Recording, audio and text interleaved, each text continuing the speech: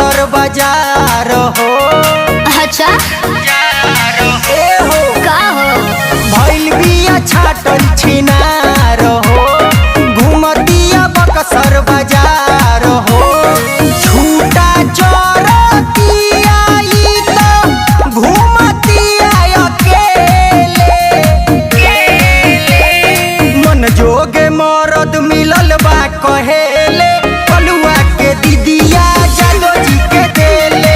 मन जोगे मरद मिलल बा कहेले।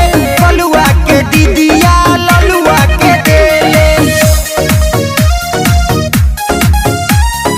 पलुआ के दीदिया ललुआ के देले।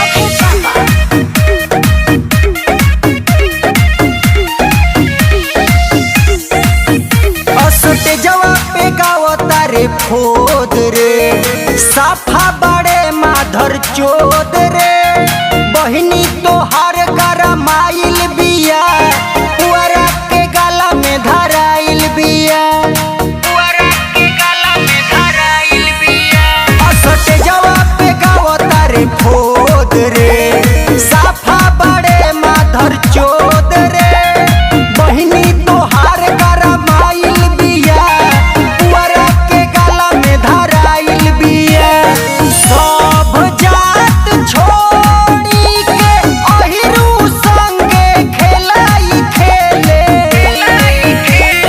मन जोगे मरद मिलल बा कहेले। बभना के बहिनी है जादो जी के देले। मन जोगे मरद मिलल बा कहेले। कलुआ के दीदी जादो जी के देले।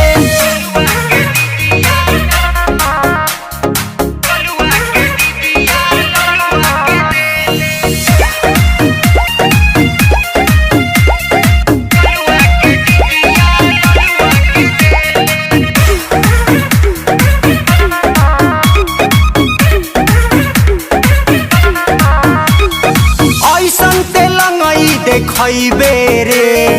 ढेर दिन रह नहीं पैबे रे। जीजा के काहे ललकार तारे। 6 इंच छोट होई जइबे रे।